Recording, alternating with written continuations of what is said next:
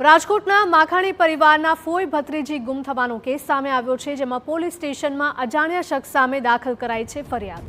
અપહરણની ફરિયાદ દાખલ કરવામાં આવી છે. ફોઈ ભત્રીજી ફરવા ગયા હતા અને તે જ દરમિયાન અપહરણ થયાનો ફોઈનો દાવો છે. છરીની અણીએ ભત્રીજીનું અપહરણ કર્યાનો ફોઈએ દાવો કર્યો છે. આ સમગ્ર કેસમાં ફોઈની ભૂમિકા શંકાસ્પદ જણાઈ રહી છે. ઉલ્લેખનીય છે કે 24 તારીખે ગુમ થયેલી 6 વર્ષીય ભત્રીજી ગઈકાલે ઇન્દોર પાસેથી હેમખેમ મળી આવી હતી. પારિવારિક ઝઘડામાં એનઆરઆઈ ફઈ ભત્રીજીને લઈને ઘરેથી નીકળી ગઈ હતી. રાજકોટ ક્રાઇમ બ્રાન્ચે ઇન્દોર જઈને આ બંનેનો કબજો લીધો હતો.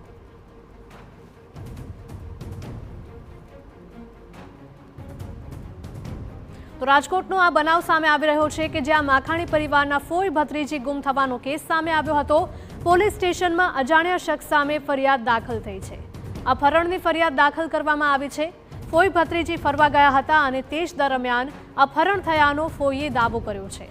છરીની અણીએ ભત્રીજીનું અપહરણ કર્યાનો ફોઈનો દાવો છે અને આ સમગ્ર કેસમાં ફોઈની ભૂમિકા પણ શંકાસ્પદ લાગી રહી છે, જેના કારણે પોલીસ દ્વારા તે દિશામાં તપાસ કરવામાં આવી રહી છે.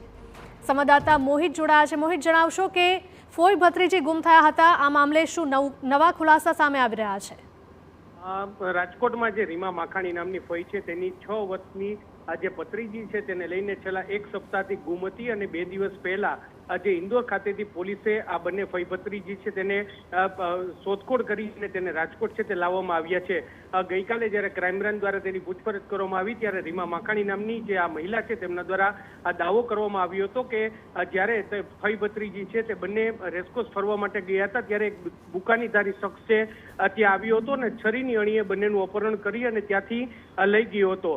હાલ આ મામલે પોલીસે તપાસ શરૂ કરી છે ગાંધીગ્રામ પોલીસ સ્ટેશન, કારણ કે જે માખાણી પરિવાર છે તેમનું રહેણાંક છે તે ગાંધીગ્રામ પોલીસ સ્ટેશન વિસ્તારમાં આવે છે, એટલે તેમને 0 નંબરની ફરિયાદના આધારે જે સમગ્ર કેસની તપાસ છે તે પ્રદ્યુમનનગર પોલીસને સોંપી છે અને પોલીસ દ્વારા આ સમગ્ર મામલે તપાસ છે તે હાથ ધરવામાં આવી છે. જોકે આ કેસમાં પોલીસે જે 6 વર્ષની દીકરી હતી તેના પિતાને ફરિયાદી બનાવ્યા છે અને આ સમગ્ર કેસમાં ફઈની ભૂમિકા છે તે પણ શંકાસ્પદ હોવાની વાત છે તે સામે આવી છે.